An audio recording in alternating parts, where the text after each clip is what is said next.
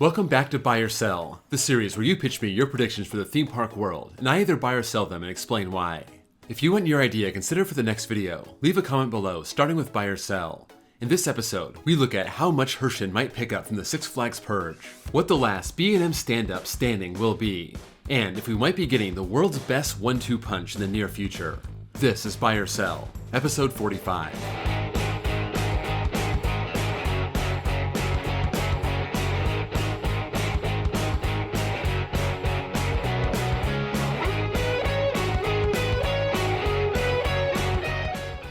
First, I want to thank my Patreons and my new members, Brett R. and Ejector Productions. By the way, check out his YouTube channel, that link's down below. If you want bonus access, bonus content, behind the scenes videos, a shout out when you join, and your name on this fancy Patreon screen, follow the link below and join. Let's start with Mr. Single Rider's opinions are better than mine. Without Zimmerman in charge, Six Flags will bring back Holiday in the Park where canceled. Six Flags Over Georgia, Great Adventure, King's Dominion. These parks have just seen their winter events be canceled.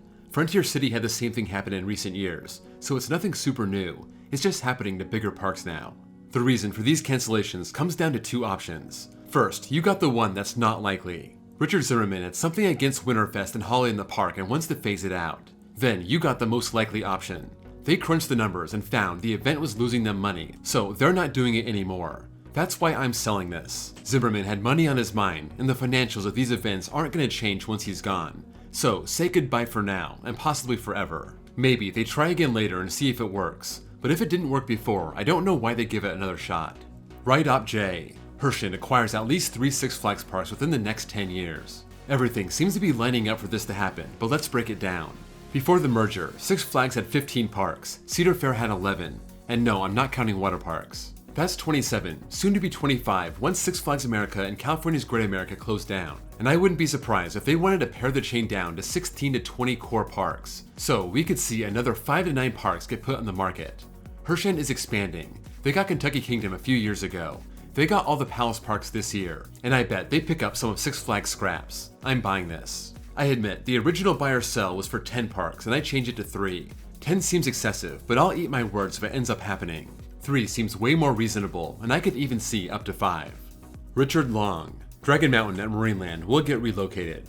Marineland announced it would not be opening its rides going into the 2024 season, and by 2025 they put their rides up for sale. Dragon Mountain is a massive train-based aero looper that dates back to 1983, and of all the portable aero loopers that have found new homes over the years, this isn't one of them. Dragon Mountain is indeed for sale. I saw somewhere the price is about $2.5 million, but I'm selling this. I guess whoever buys it can do whatever they want with it, but I could see someone like Six Flags buying it and using its parts for their aero coasters. If someone did try and rebuild this somewhere else, it would almost have to have similar terrain, unless they get all new supports, and that just seems insane for a coaster that has 5,500 feet of track and 186 feet of elevation change. Derek the Coaster Nerd. A third Vekoma Tilt gets built in North America within 3 years. We got Siren's Curse at Cedar Point. We got Circuit Breaker coming to Codaland at some point soon, and that's all we know about. There isn't even a rumor out there for another one that I know of, so we're starting with a clean slate. Codaland is independent, but Cedar Point is part of the massive Six Flags chain, and as long as Siren's Curse has a good year, I'm buying them adding a new one for 2027. I would be surprised if someone announced one for 2026. Siren's Curse had such a fast turnaround because it was already manufactured. It was just playing musical chairs from Energylandia to Mexico to Cedar Point, and maybe they want to give it a test year before getting more. Carowinds, Kings Island, Magic Mountain, a lot of big parks and maybe even mid-sized parks could be in the cards in the Six Flags chain alone, and that's not even counting independent parks or Herschend. G3RO. B&M will make a new model in the next 5 years. B&M doesn't roll out new stuff all the time like Intamin does. They only have 12 prototypes. Intamin by my count has 38. But let's look at their timeline. They came out with the Wing Coaster in 2011, the Family Invert in 2014, the Surf in 2023, and the Family Sit Down in 2024. I guess it's possible they have a new type of family coaster in the next 5 years, but I'm selling this. Some people think they officially have a family wing coaster, but even those small ones go upside down. I think something like a family flying coaster is more likely. As for thrill coasters, I don't even know what they could come up with at this point.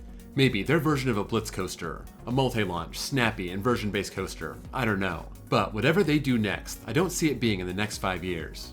Vita Anything. Hershey Park closes lightning racers in the next 5 to 10 years. If you're at Hershey Park and you take a walk all the way to the back, even into and past the water park, you find this massive racing GCI, Lightning Racer, open in 2000. For a long time, Hershey Park had 3 wooden coasters. This, Comet, and Wildcat. That was RMC, so they're down to 2, and let's face it, you don't really need 2, even if Lightning Racer and Comet offer up totally different rides. Anytime you have a ride that's off on its own, interferes with the water park, doesn't draw any lines ever, that spells bad things for the ride, so I'm buying this leaving in the next 5 to 10 years. Any water park expansion would kill it, and honestly, I could see them tearing it down even without water park plans. Schluchse-Dixie. After opening their extreme spinner, Plopsaland Deutschland will have the world's best 1-2 punch. Right now, I rank Energylandia as having the world's best 1-2 punch. Hyperion is their Intamin mega coaster. So massive, long layout, it looks so good, and in the back of the park, you have Zadra, an RMC ground-up hyper hybrid, possibly the world's best coaster, possibly the world's best RMC.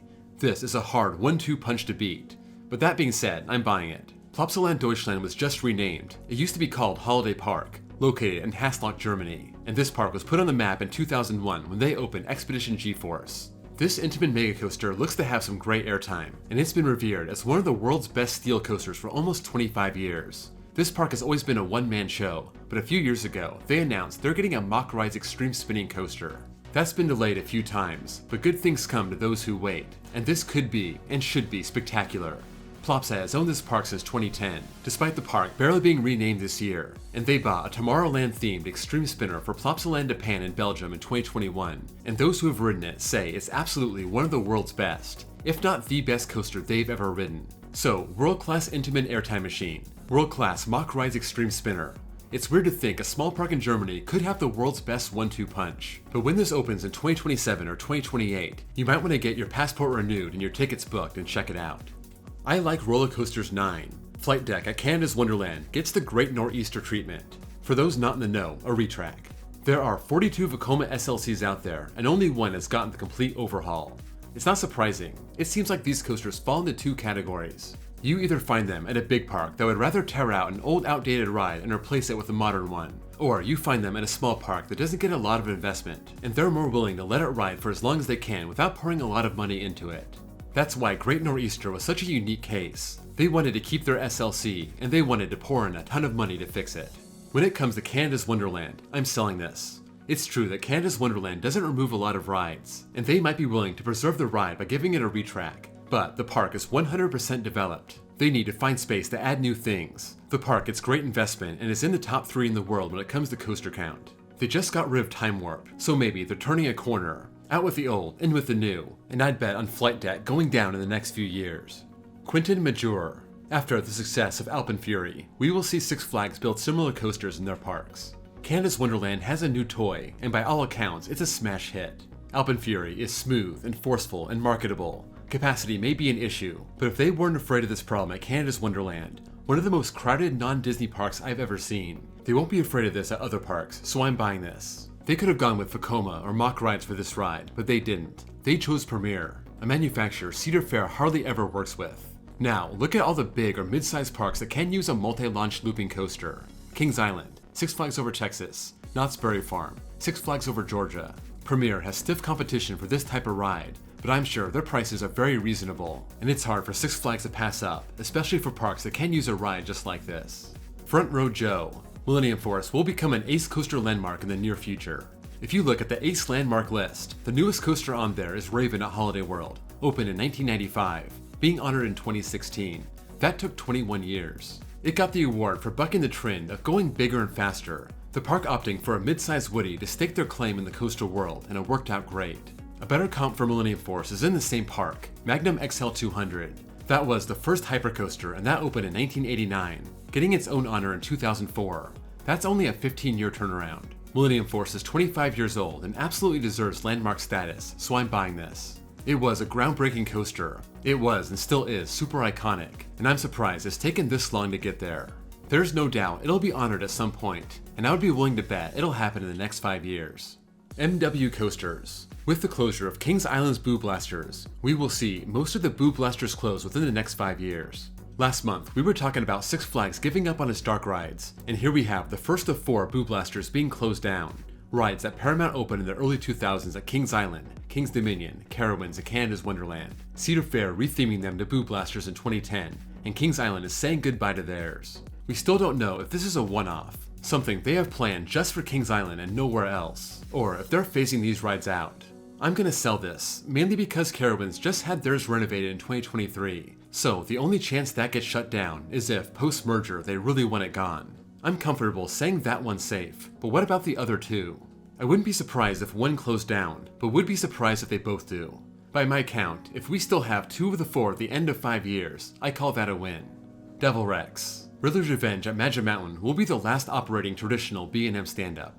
We have 3 left. Yeah, just 3. We started with 7, but Green Lantern is gone. Mantis became Rougarou, Vortex became Patriot, Apocalypse became Firebird. All 3 of those stand-up coasters are now floorless coasters, and it's down to 3. We have Vortex at Carowinds, a coaster a lot of people think is on borrowed time, and I would not argue with them.